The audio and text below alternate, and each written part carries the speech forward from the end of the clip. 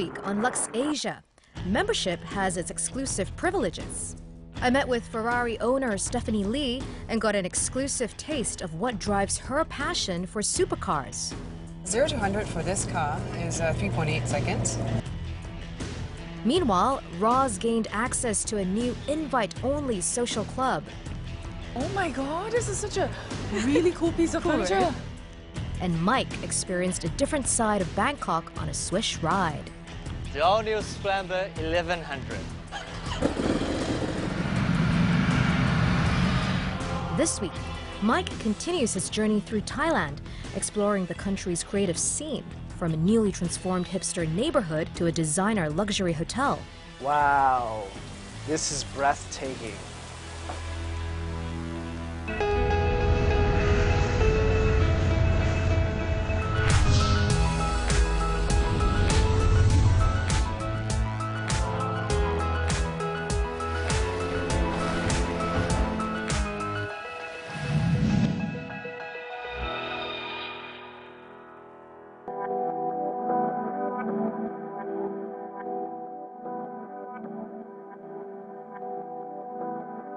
Up until a few years ago, the Klong San district on the south side of the Chao Phraya River was not where you'd go if you had a life. Long past the heady days of the river's bustling trade, Klong San had become sleepy, run down and desolate. But the area has experienced a revival, and it's now been dubbed the Creative District.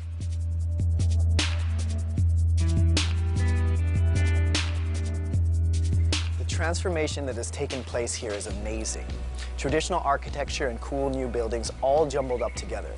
There's this chaotic feeling that characterizes Bangkok, and yet here, this area is different.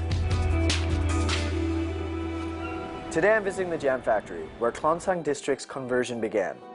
I'm meeting its owner, internationally acclaimed Thai architect Duangnet Buna, who led the way in this revamp. Hello, Kun Dongre. Hi. I want to find out how bringing new design into old spaces is pushing Bangkok's creative scene forward. Actually, the basic structure is always already there. So it was abandoned like 30 years. Okay. When I walk firstly in here, you don't want to walk into it. I mean, it looks like trash. But trained as an architect, you see the beauty in the thing. I see the potential, what it can become. We kept most part of it. Now you can see this kind of renovating project everywhere in Bangkok, which I think is very ecological in a way. So we're starting by actually look at the building, see what is the potential. So we have to actually find the way to restore the structural integrity. And this is how we articulated it in the reality. When I first moved my office here, I think I have the idea of creating this place as a place itself, like a new place. And then it's evolved into something more cultural, more artful. We have the gallery, we have the event, you know, like a weekend market, and then the restaurant, and then the bookstore, and then the coffee shop come up. So it's never be intended to be in a certain what is or what should be the Jam Factory. This is on the basis of improvisation. You're someone that believes in the beauty of the chaos in Bangkok. Now, in calling this area the Creative District, do you feel like that kind of ruins the whole chaotic sense of Bangkok? On the contrary, trying to define the district as a creative district is not about creating a parameter of understanding. It's never been a plan on how to design creative district. It's just a conversation. And that conversation influences people, and that's it. Earlier this year, we have Bangkok Design Week, which actually founded here in the district.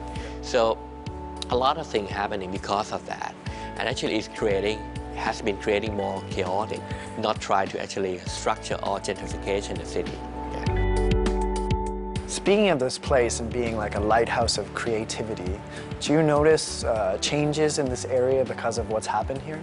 With the Jam Factory, we re-established Klong San district into the new direction. And people start thinking about Klong San as a very cool place now. On the opposite side of the river, TCDC, Thailand Creative and Design Center, came here. And they are more confident to be here because we are here first.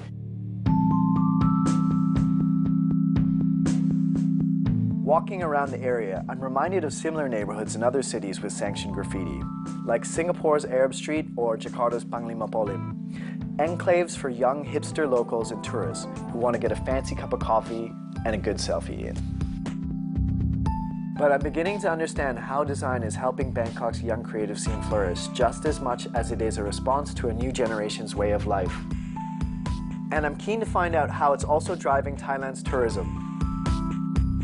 So we're leaving the gritty streets of Bangkok and heading about 2.5 hours southwest to another of Duangrit's creations, the immeasurably chic and exclusive Hotel Bokaj in the posh seaside town of Hua Hin. Let's hope there's no traffic.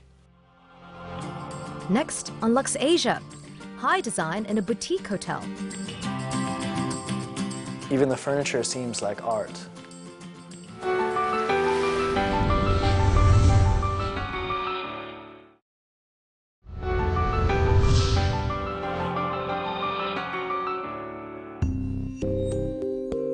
Hua Hin, the Hamptons of Thailand, where the royal family first built their summer palace in the 1920s.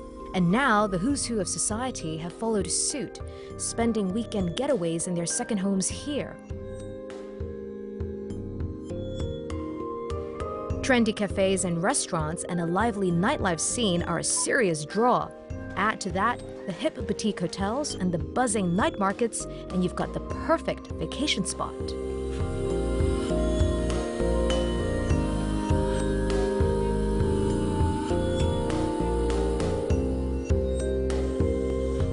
Wow, this is breathtaking. The rawness of this structure is a lot like the Jam Factory, except for this is more luxurious. Yeah, and actually the sight line can be very far away and you can see the ocean on a very clear day. It's a really beautiful sight.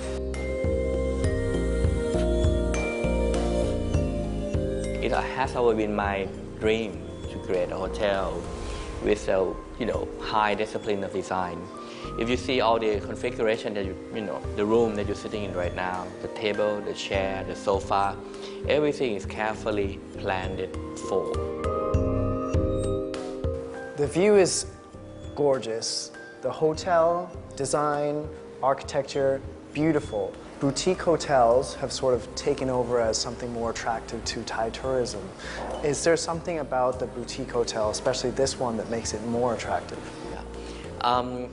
If you want to step a little bit further from the conversation of boutique, well, we call this a design hotel. We value the quality of life, the quality of the material, the quality of the aesthetic of the space, because we are so concerned all the details lie within that, right? And of course, it's designated clearly which group of people we're talking to. Is it hard to maintain a sense of Thai-ness in your architecture? I think Thai or Thai-ness, part of the aspect is about balance, to keep in the balance and the openness and the freedom, okay? Freedom to be, freedom to choose, freedom to act. I articulate that, not visually, but philosophically in my design. If you notice, in your rooms that you're saying, everything seems to be quite liberated in terms of your self-expression. And I think Thai always been good in their self-expression. They're humorous, they're fun, they always go fully on everything. So I think self-expression has always been a key of showing who we are. The boutique in boutique hotels often evokes images of tiny rooms in small buildings, albeit modern and crammed with style. But not the Hotel Bokaj. Its 6 open-plan rooms range from 40 to 80 square meters in size. Space is not an issue. Wow. Okay, so my first reaction is, it's like walking into a piece of art. It just feels like I need to appreciate every little aspect of this room. Even the furniture seems like art. Was it meant to be this way? Well, because we choose the very profound furniture design, and as you described, which is very beautifully, it looks like a gallery in a way. And every piece of the furniture is an art in itself. The minimalist interiors whisper, clean, quiet, calm. All you need to reach that state of Zen. But it does more. It inspires with high-design Italian furniture that stand out in gallery-like space, almost too beautiful to sit on. As if the large sliding doors that open up to a private view of the Gulf of Thailand, sending the sound of crashing waves right into your room, isn't enough. Now this just transcends culture.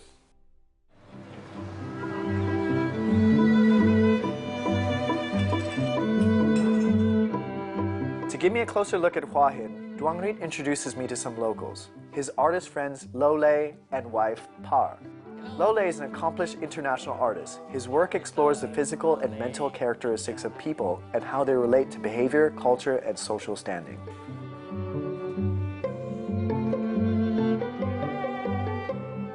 This coffee house, is that also a piece of art for you? Yes, sure.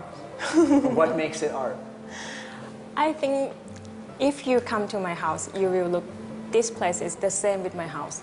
And before this place, I have another cafe. It's the same too. Okay. I think because it's our style. Our style is we don't try to fix or control anything. We let it natural. I see why you guys are friends now. Well, I mean, yeah, we talk the same language. Is there a strong artistic background here? Like, is this where a lot of Thai artists are? In here have artist village. Artist villa. What kind of place is that? Artist village? I never heard. Artist village is a kind of studio artist. Ah. For many artists who want to have a studio and show. Oh, so it's like it's a studio for up-and-coming artists, maybe in the beginning. Yes, they want to show their art. Also have workshop. And this is also a gallery, so people come and they buy your art as well. Yes, but we will invite some interested artists too. Maybe 3 artists, 3 exhibitions per year. Is there a difference in culture amongst the people of Hua Hin than Bangkok? I don't think it is. What do you think?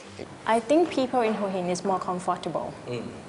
Okay. Cool. Cool, comfortable, relaxed. Relax. Yeah. What about the food styles? Food. Yes, sure, because here we have a lot of seafood.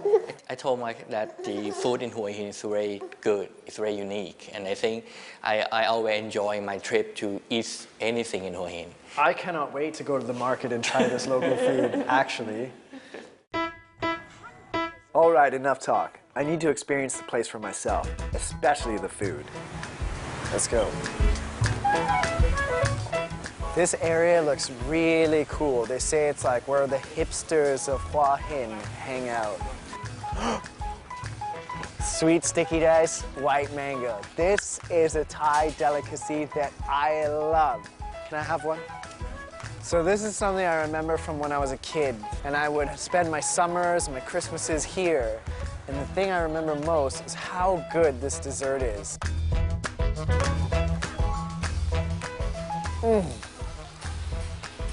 That brings me back.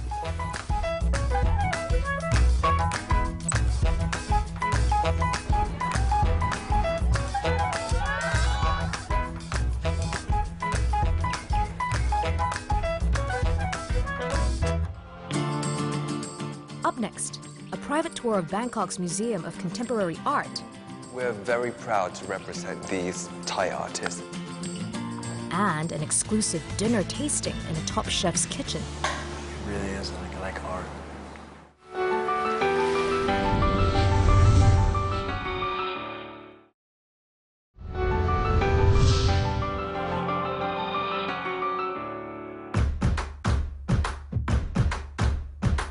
So I'm back in Bangkok, and before I leave the country, my old pal and celebrity photographer Kit Bencharungkul would like to show me around his family-owned museum, the Museum of Contemporary Art, or MOCA.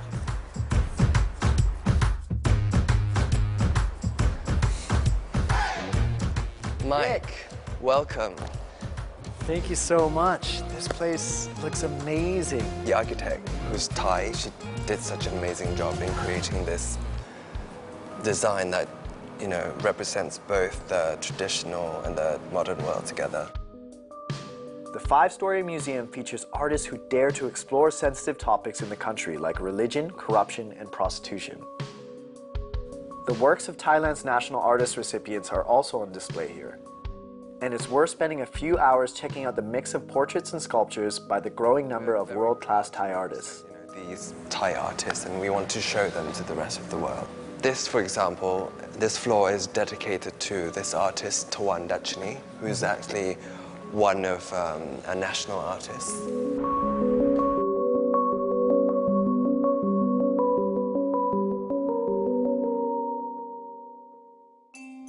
So we've been discussing art all day.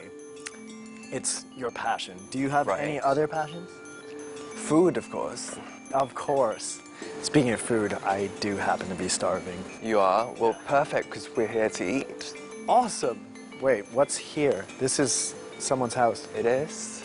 Well, you told me you wanted somewhere exclusive, so this is as exclusive as you can get.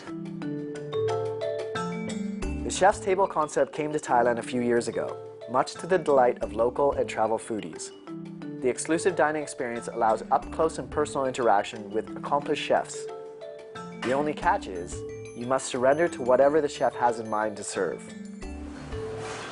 Sawadee krab, Sawadee krab. Welcome to Chef Table by Chef Art. Hi, Chef Art. I'm Mike. Chef Art. Tonight I cooking 2 dishes for you guys. And first one I make a homemade lobster bolognese. So, Chef, Yes. Kit tells me that it's a very long waiting list to get in here. Well, how long is the waiting list? 1.5 months, or sometimes. You have to book 2 1.5 months. months, 2 months High in advance. season, 2 months, 2.5. Yeah. Wow. Start of your cooking, is it like modern, like My style is traditional, and my core is classic never die. I love Classic classic. never Yeah, dies. I love classic food.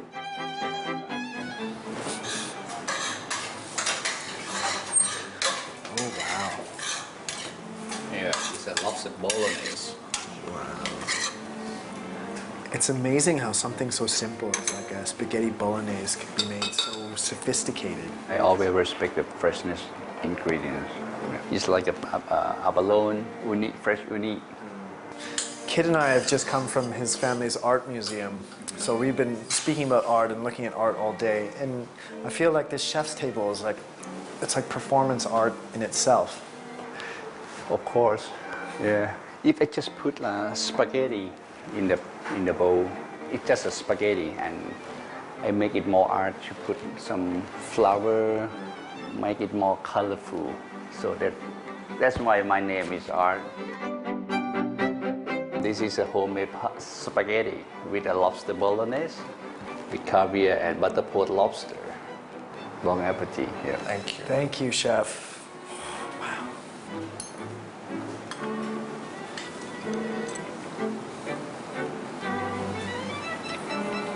It's divine. I mean, the lobster is cooked to perfection. Chef, I'm not gonna lie to you, this might be the best thing I've ever tasted. Yeah, thank you very much. Yep, it's an apple strudel, and I'm serving with the orange sauvignon. Have some fresh berry. So a classic recipe like apple strudel, what makes yours different? The apple, I use 3 kinds of apple. The green one, red one, and yellow one. I use a Japanese apple as well. The raisin, I marinate with the rum for over a month. Over a month. Yeah, just marinate in the fridge. You must have some very interesting guests that come by sometimes. Yeah, some actor, actress. Oh. Yeah, and some politician. Many, but I always keep a secret. I won't tell who come. Of course. Okay, here we go. And one for you. Thank you.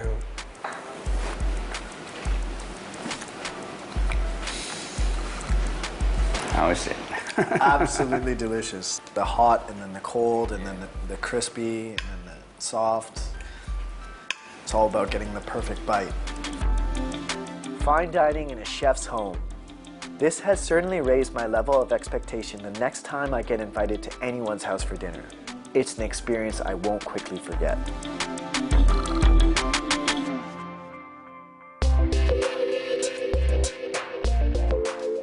Before I go, something one just has to do when in Bangkok. Hit up the tailor. It seems I'm getting a private suit tailoring session with Von Sugunasil, a bespoke tailor and special projects editor at Vogue and GQ. Welcome to my shop. Sawadee krab. This is my assistant Pete. Hello, Mike. Nice to meet you. Wow, this is a very quaint, beautiful little tailor shop. New, brand new. It's very new for Bangkok people to have a shop like this. It's standalone and it's tailor shop and it's really new design. So, for someone like you, would you wear a suit every day? Is there a suit for every day? I would recommend for like navy suit. You can wear it for many occasions in the morning, for meetings, for weddings. Navy suit is the most versatile. Yeah. So I'm pretty much sold on this. When do we start? Yeah, let's start now. We have Pete here. Great. Have you. Okay. These days, everything seems more fitted. Is it a good thing to have everything more snug? For me now, I like the pants that not too slim because it makes you very smart on it. Not too tight. What about linings? I'm a very loud person. I would even do like a batik lining. I think that'd be cool. We'll see, because we're gonna make one suit for you to the district. Is there anything else that you would consider Von's signature? Anything can be my signature for me. You know, my color you will see from the shop is blue. Okay. It's like Eve Klein blue, which is my favorite color. And you know, the tuxedo too. People like to come to my shop to do a tuxedo. Do you notice anything that's trending with suits in 2018? I think it's more important to have a nice suit.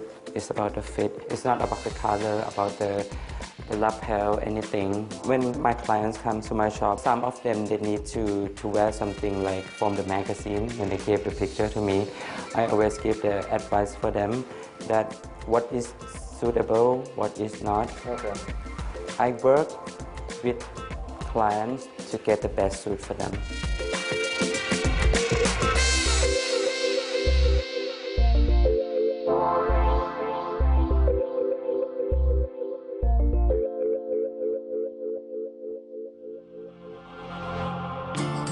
Next week on Luxe Asia, Roz travels to Kyoto and experiences a multi-course meal meant for Japanese nobles.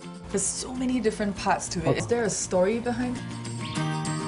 Just in the street there and have a taste. Whoa!